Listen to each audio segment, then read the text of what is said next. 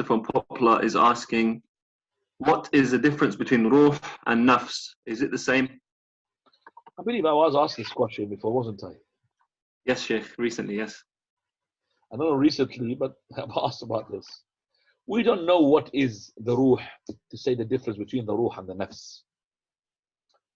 But 100%, every ruh is nafs. But is every nafs is ruh? That depends. So when, for example, the woman, she's not allowed to have an abortion. But the haram goes further. So some of the scholars say when he's 4 months, then there's the ruh. It doesn't mean that before the 4 months she's allowed to have an abortion, for no reason, of course, I'm talking about. For a reason, you could have an abortion even if it's 7 months. If it's going to affect the health of the mother, she's going to die. So before the 4 months, what was he? Nothing? Piece of meat? He was nafs. He's a nafs. But this nafs, when it connects to the ruh, it becomes a human being. So every ruh is a nafs, but not every nafs is a ruh. That's the closest you could say, wallahu alam, even though we don't know mahiyat ruh. We don't know what is the ruh itself. Naam. Jazakallah khairan. Poplar sister is asking, if I couldn't shave my baby's hair on the 7th day, I had a valid reason, can I do it after 7 days? The sunnah you have missed. But in the hadith it says, Amiti anhu al-adha. Remove the harm. So removing the harm, yes, you could do it. To remove the harm. The 7 days got a secret to it. Allahu alam what it is. So removal of the harm, you could do it. Yes, 7th day, 8th day, 9th day. And you could do it as well with the intention that I forgot to do it. Allah will reward you for that, inshallah. Go ahead, Abu Muhammad, akhi. Assalamu alaikum. Salam to Sheikh, do we have any narrations or ayat that mention the lineage can benefit? For example, they will be raised in Jannah due to the lineage, the righteous ones?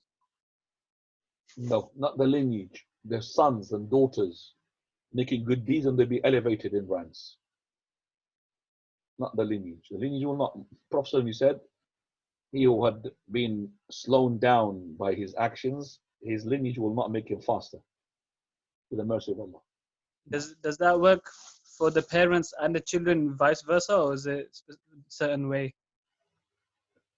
For the children, the lineage is basically because of their good deeds. So the children with their good deeds, their lineage to the father and the mother, they will raise them in ranks. I don't know if you were there in the class just before this. We had a class and we talked about it. Were you there? I'm not sure, Sheikh. The class before this, we had it just about an hour. Oh, no, I wasn't. Go to it, we spoke about it, that's why. We talked about it in detail. Jazakallah khairan. Salam. Salam. Now.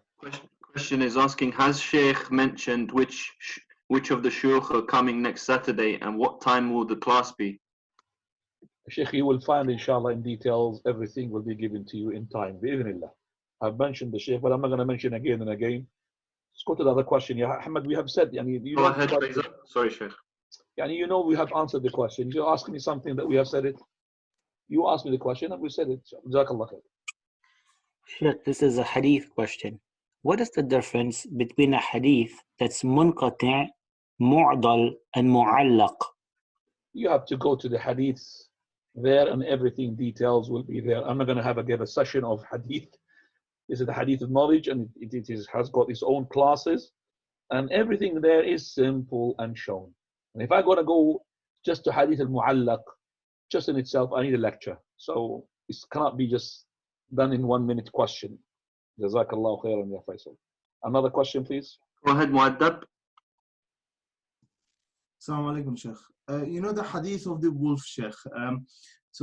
From the hadith, does it mean that if, say, for example, a beast takes your chicken or your sheep, you leave it and you leave it to take the sheep, or you don't bring it back, or it is being discouraged to just let it go? Or do we understand the hadith like that?